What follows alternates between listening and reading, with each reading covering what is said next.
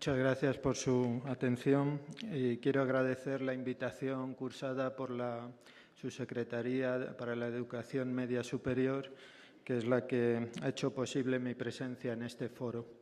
El título que se ha asignado a mi conferencia en este encuentro internacional es Cambios y enfoques de la filosofía en el bachillerato, la experiencia internacional. Pero creo que hubiera sido más realista sustituirlo por el de qué se ha hecho en España y qué hacer con la filosofía en el bachillerato. Pues creo que cuando les cuente lo que ha sido la trayectoria de la filosofía en la educación media española de los últimos años, convendrán ustedes conmigo en que algo de esta última preocupación parece haber estado presente en más de una ocasión.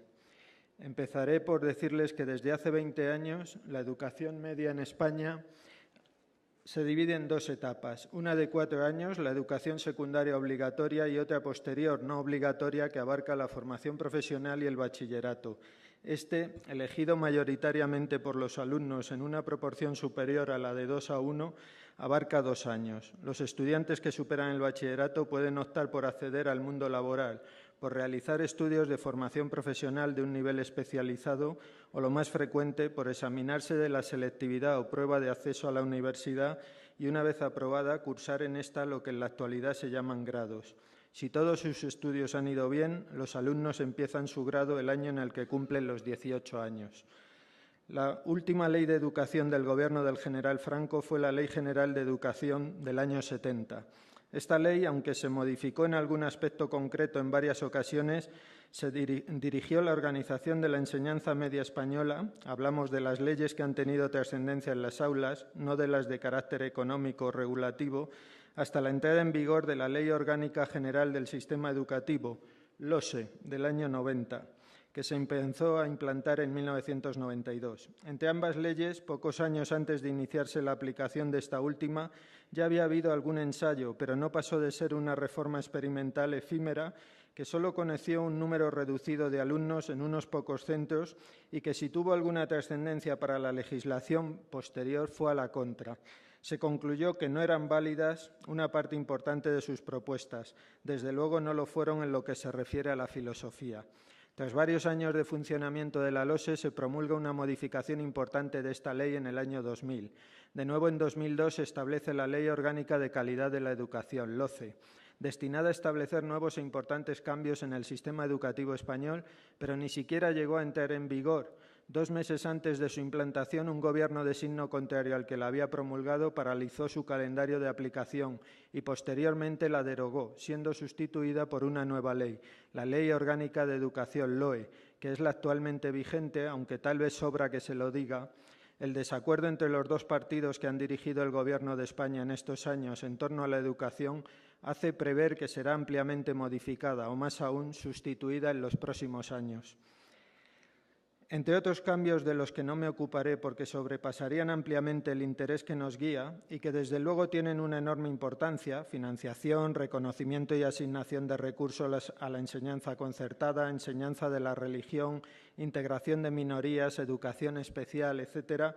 La promulgación e implantación de cada sistema legislativo de los aquí citados, además del tiempo y esfuerzo que exige para su preparación y de las expectativas e inquietudes que genera, implica modificaciones en las asignaturas que forman parte del currículum oficial, en el número de horas asignado a cada una, en los contenidos temáticos que incluyen, en los requisitos establecidos para que los alumnos promocionen de un curso y nivel a otro, en las metodologías aplicadas, etc. Todo ello ha originado en los docentes, y especialmente en los docentes de la educación media, que es donde muchos de estos cambios se han manifestado en una proporción superior y con mayor profundidad, desconfianza y desánimo. Sin embargo, no es de un sentimiento, por generalizado y arraigado que pueda estar, de lo que quiero hablar. Prefiero atenerme a los datos objetivos. Estoy hablando solo de leyes generales u orgánicas, esto es, de las leyes que establecen el marco dentro del cual se estructura la educación en España. Estas leyes implican un desarrollo legislativo importante en el que no entramos, pero que es evidente que arrastran un cúmulo de decretos, leyes, normas y reglamentos, que suponen enormes cantidades de tiempo, esfuerzos, gastos, reuniones, acuerdos, etc. Y, sobre todo, cambios añadidos en un plano inferior, pero no ajeno al aquí señalado. Todo esto multiplicado por 4 leyes generales u orgánicas en 20 años.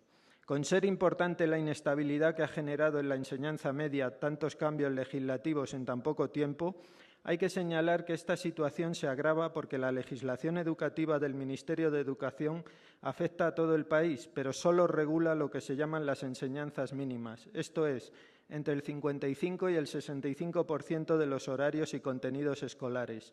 El resto corresponde al ámbito de las comunidades autónomas en las que se encuentra dividida España, según tengan o no lengua cooficial.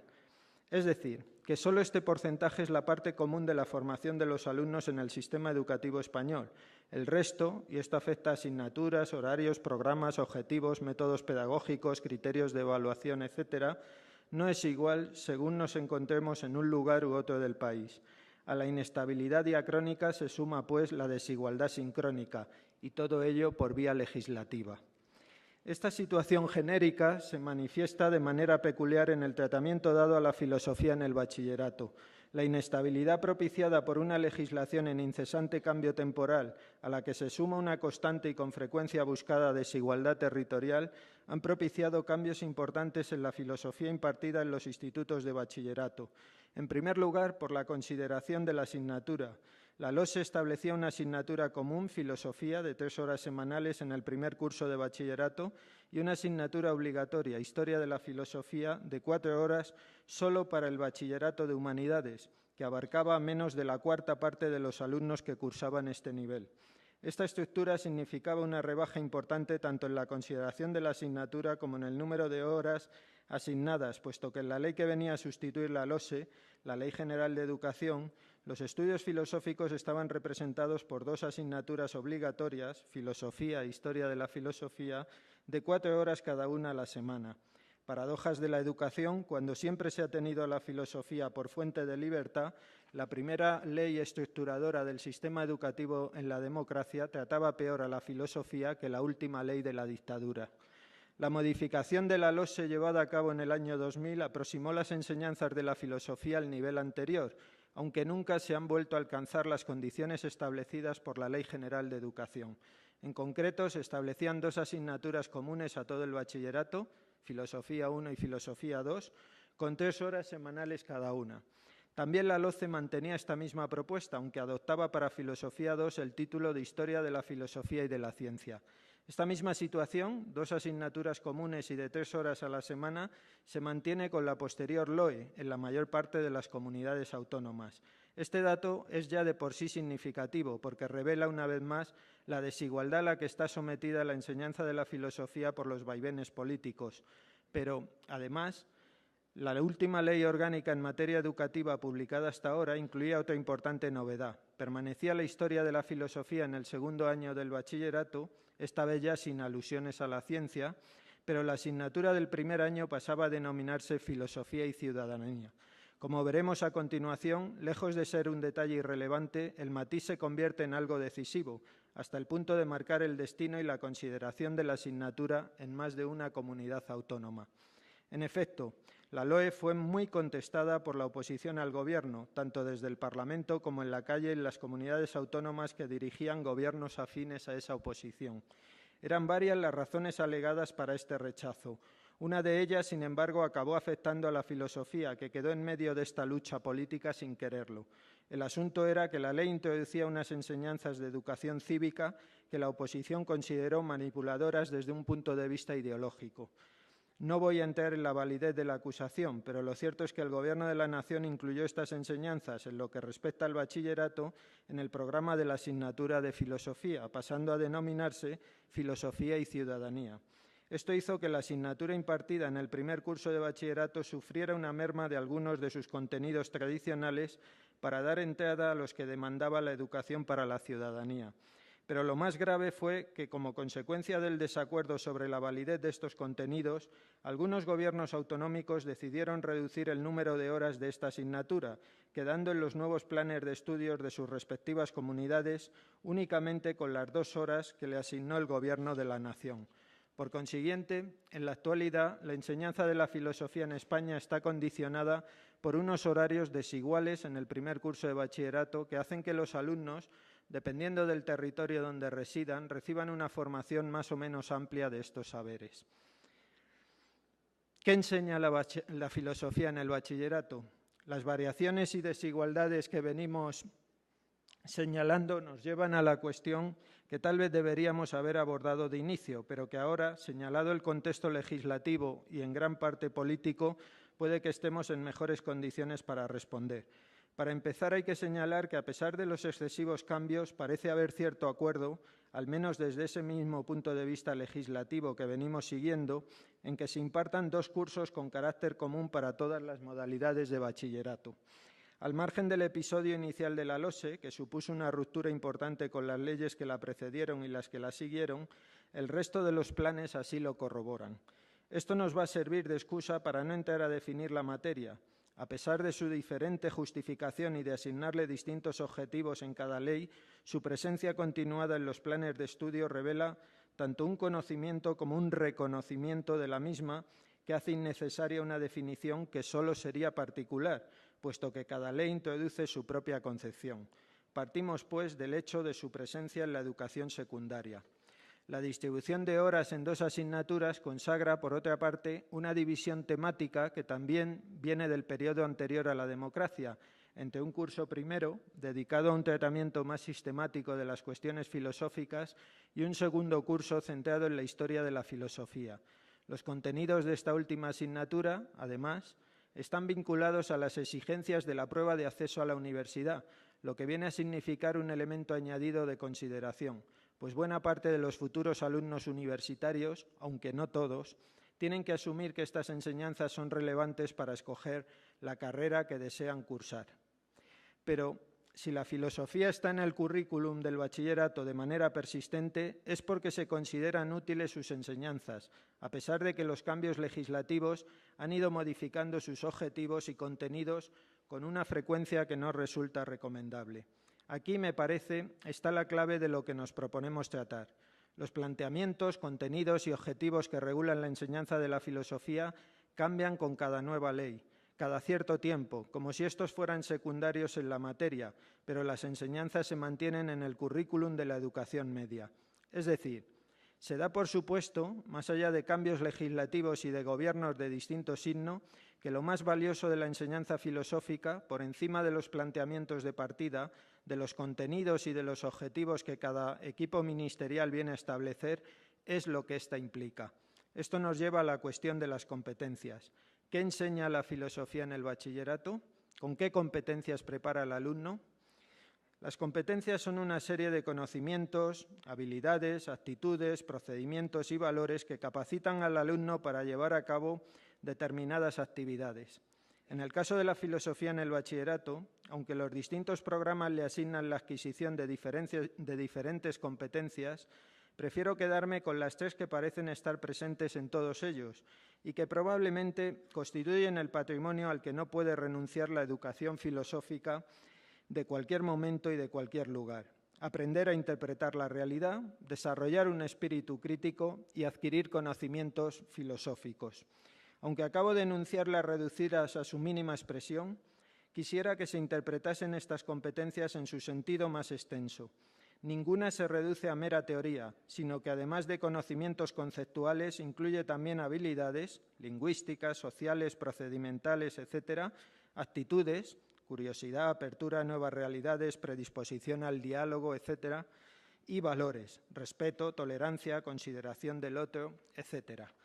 Tal vez muchos de ustedes estén tentados de añadir otras competencias, pero creo que puede ser aceptado con relativa facilidad por la mayoría que las señaladas son al menos las que debe inculcar la educación filosófica. Sin embargo, el problema es que no estoy seguro de que en la práctica sea fácil conciliar estos objetivos. No quisiera descuidarme ante el aviso cartesiano respecto a cuánto nos engañamos cuando creemos estar en posesión del buen sentido. Pero tal vez no escandalizaría al autor del discurso del método si considerase de sentido común que la interpretación de la realidad y el espíritu crítico no ofrecen dificultades de conciliación, si es que no son incluso parte de una misma competencia. Sin embargo, en lo que se refiere a dotar a los alumnos de espíritu crítico y adquirir conocimientos filosóficos, la concordancia no parece tan sencilla, pues se tiende a primar la transmisión de estos últimos, especialmente en el segundo curso del bachillerato, cuando la exigencia del examen de acceso a la universidad parece imponerse sobre cualquier otra consideración. Esta realidad tan importante para profesores y alumnos lleva a tener que mencionar como mínimo la pesadilla de cualquier profesor de educación secundaria, la dificultad de explicar temarios amplios contando con un número reducido de horas. Esto dificulta, si no hace casi imposible, la introducción de actividades en el aula que vayan más allá de la exposición teórica. Aunque el docente de filosofía debería ser capaz de encontrar un equilibrio en el aula entre teoría y práctica que propiciara la adquisición de la capacidad crítica y la asimilación de los contenidos, si se asocia la reflexión crítica del alumno más que a la comprensión de los temas transmitidos, a la posibilidad de discusión y debate e incluso al análisis de textos, en definitiva, a una mayor participación en las clases, debe concluirse que ésta resulta perjudicada por la exigencia de impartir el temario que tiende a imponer el predominio de la explicación teórica.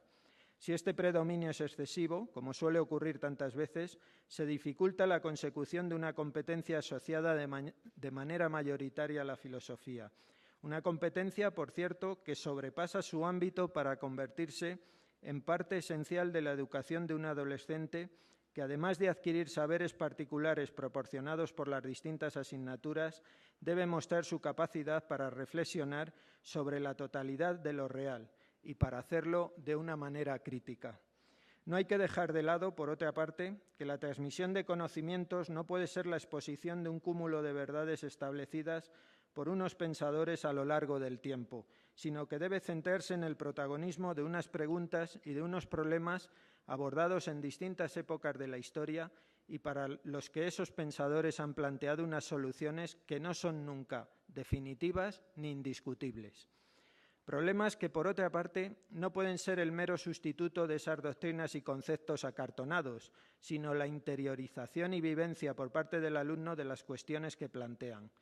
Quiero decir, por tanto, que el problema de conciliar las dos grandes tareas filosóficas que competen a la educación media debe resolverse no desde la distancia analítica que establecen dos tipos ideales, sino desde la confluencia práctica que impone una docencia que no se dirige a especialistas, sino a formar de manera general al adolescente.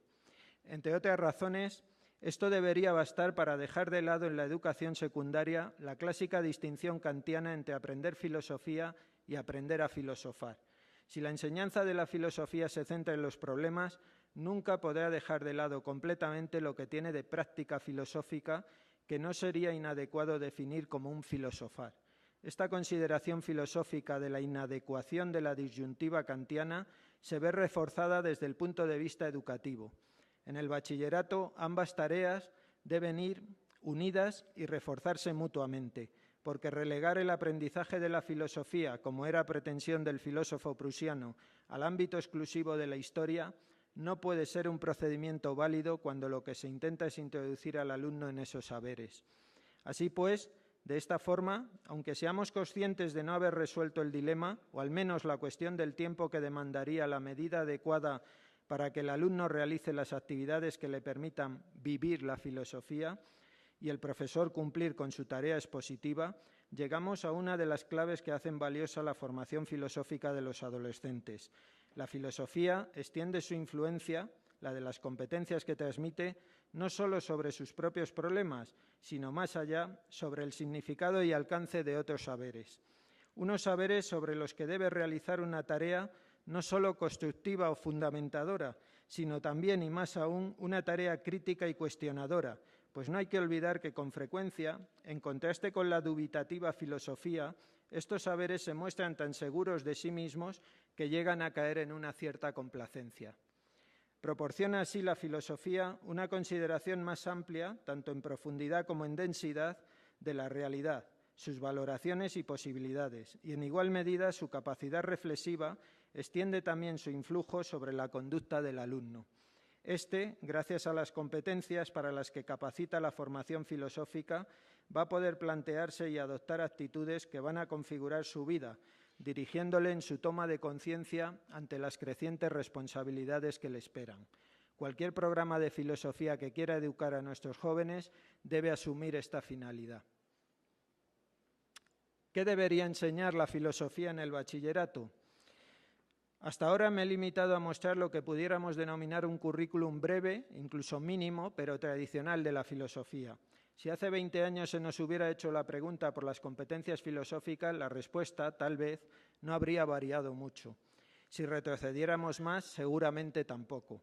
Ciertamente la filosofía no puede renunciar a lo que ha sido su patrimonio formativo durante mucho tiempo.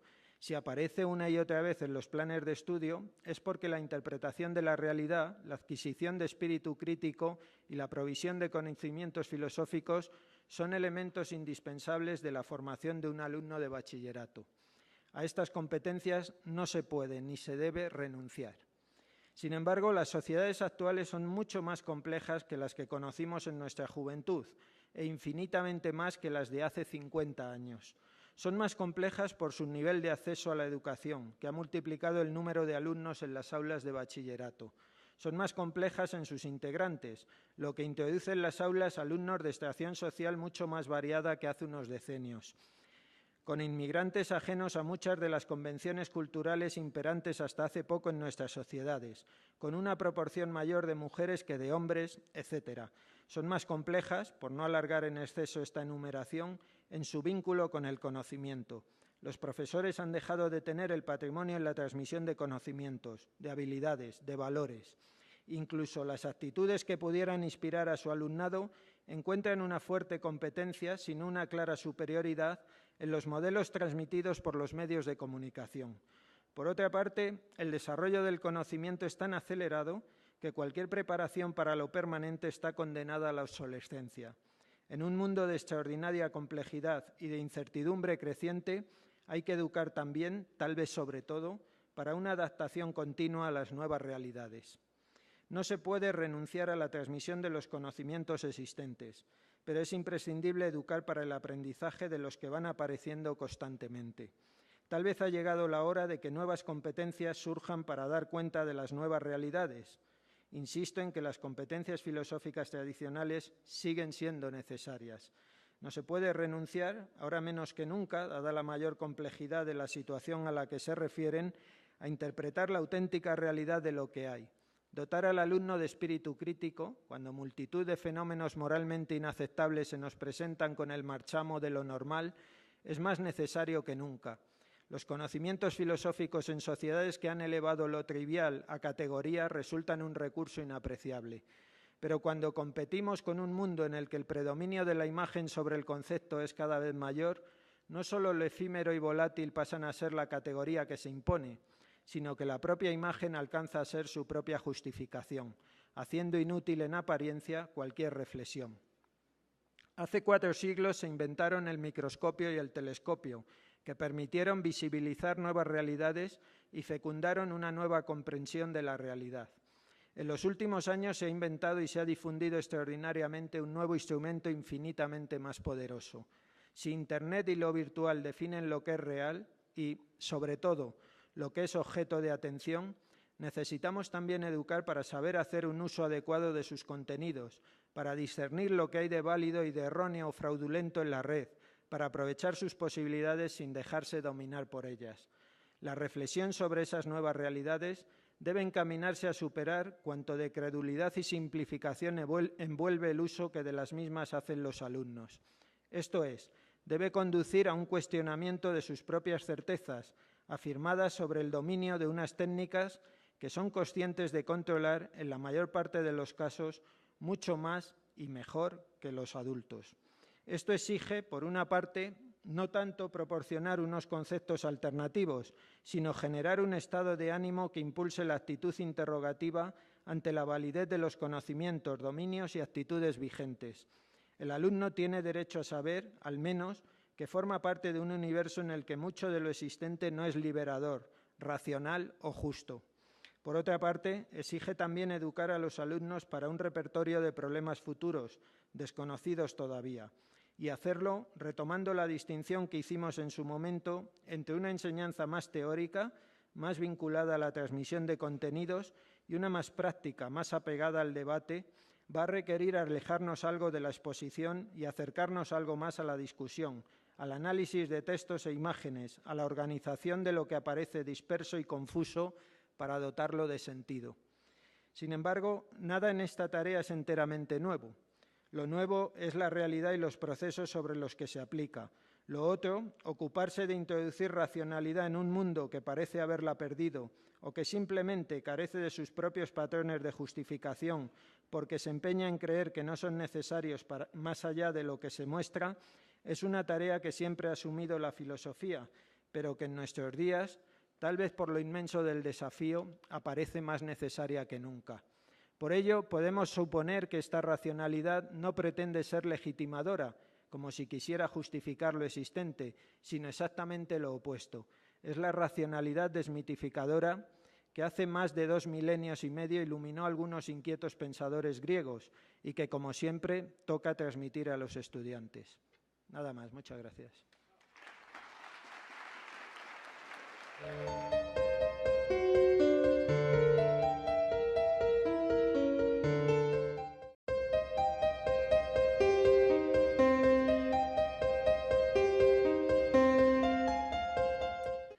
Buenos días, muchas gracias por su atención y quiero agradecer la invitación cursada por la Subsecretaría para la Educación Media Superior, que es la que ha hecho posible mi presencia en este foro.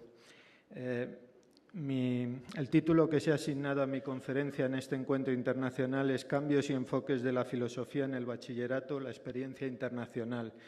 Pero creo que hubiera sido más realista sustituirlo por el de qué se ha hecho en España y qué hacer con la filosofía en el bachillerato. Pues creo que cuando les cuente lo que ha sido la trayectoria de la filosofía en la educación media española de los últimos años, convendrán ustedes conmigo en que algo de esta última preocupación parece haber estado presente en más de una ocasión. Empezaré por decirles que desde hace 20 años la educación media en España se divide en 2 etapas, una de 4 años, la educación secundaria obligatoria, y otra posterior, no obligatoria, que abarca la formación profesional y el bachillerato. Elegido mayoritariamente por los alumnos en una proporción superior a la de 2:1, abarca 2 años. Los estudiantes que superan el bachillerato pueden optar por acceder al mundo laboral, por realizar estudios de formación profesional de un nivel especializado o, lo más frecuente, en vigor. 2 meses antes de su implantación, un gobierno de signo contrario al que la había promulgado paralizó su calendario de aplicación y posteriormente la derogó, siendo sustituida por una nueva ley, la Ley Orgánica de Educación, LOE, que es la actualmente vigente, aunque tal vez sobra que se lo diga. El desacuerdo entre los 2 partidos que han dirigido el Gobierno de España en estos años en torno a la educación hace prever que será ampliamente modificada o, más aún, sustituida en los próximos años.